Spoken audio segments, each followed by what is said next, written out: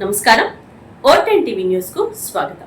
జగన్ పాలనలో జరిగిన 3600 కోట్ల లిక్కర్ స్కామ్ నుంచి దృష్టి మళ్లించేందుకు జగన్ తో పాటు అక్కడ చేరిన విజయవాడ పాలేరు కలిసి అసత్య ఆరోపణలు చేస్తున్నారు. అంతేకాదు 10 రోజుల క్రితం హైదరాబాద్ లో జగన్ పాలేరుతో పాటు మరో 4 కలిసి డైవర్షన్ పాలిటిక్స్ చేసేందుకు, తనపై బురద జల్లేందుకు వ్యూహ రచన చేశారు.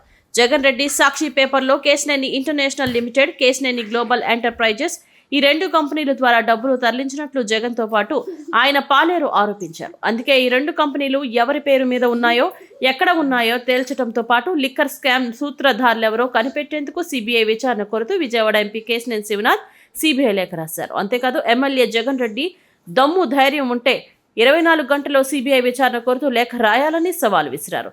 ఇటీవల సోషల్ మీడియా వేదికగా తనకి లిక్కర్ స్కామ్ కి సంబంధం ఉందని వచ్చిన ఆరోపణలు ఖండిస్తూ ఎంపీ కేశినేని శివనాథ్ గురువారం తన కార్యాలయంలో మీడియా సమావేశం నిర్వహించారు. తనపై వచ్చిన ఆరోపణలు చేసిన మాజీ ఎంపీ కేశినేని ఎంపీ నానిని జగన్ పాలేరుగా అభివర్ణించారు. అంతేకాదు జగన్ తో పాటు కేశినేని నానిపై తీవ్ర స్థాయిలో మండిపడ్డారు. మీడియా సమావేశంలో ఎంపీ కేశినేని శివనాథ్ మాట్లాడుతూ గత 6 సంవత్సరాల నుంచి ఎమ్మెల్యే జగన్ దగ్గర విజయవాడ మాజీ ఎంపీ కేశినేని నాని పాలేరుగా పనిచేస్తున్నాడు. ఆ పాలేరు చేసే పనులు ఏంటంటే జగన్ ఆలోచనలు అమలు చేయటమే అని అన్నారు. అందులో భాగంగానే తనపై అసత్య ఆరోపణలు చేస్తున్నాడని మండిపడ్డారు. హైదరాబాద్ లో తన స్థలం రాజ్ కసిరెడ్డి స్థలం పక్కపక్కనే ఉండేవని, తనకి స్థలంలో రాకపోకలు సాగించాలంటే తన స్థలం నుంచి రావాల్సి ఉండడంతో ఇద్దరం కలిసి డెవలప్ చేయడానికి ఒక కంపెనీ ఏర్పాటు చేస్తున్నట్లు తెలిపారు. 2020-2021 4-5 సార్లు రాజ్ కసిరెడ్డి కలిశాను.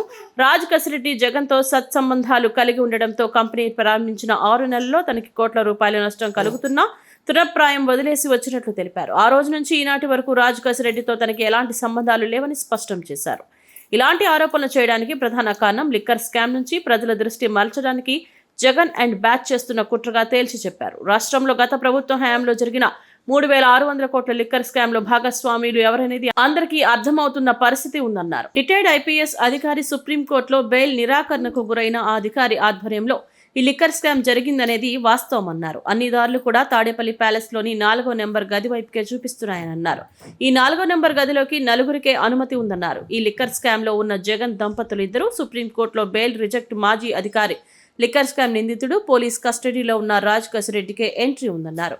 ఈ లిక్కర్ స్కామ్ నుంచి ప్రజల దృష్టి మార్చేందుకు 10 రోజుల క్రితం హైదరాబాద్ లో 5గురితో ఒక సమావేశం జరిగిందని, అందులో ధనుంజయ రెడ్డి, కృష్ణమోహన్ రెడ్డి, గోవిందప్పతో సహా విజయవాడ పాలేరు కూడా ఉన్నట్లు చెప్పారు. అలాగే విజయవాడ ప్రాంతానికి చెందిన మరో వ్యక్తి కూడా ఉన్నాడని, వివరాలు తేయాల్సి ఉందని, వీరంతా కలిసి పబ్లిక్ డొమైన్ లో ఉన్న నా వివరాలు సేకరించి అసత్య ఆరోపణలు చేశారని తీవ్ర ఆగ్రహం వ్యక్తం చేశారు.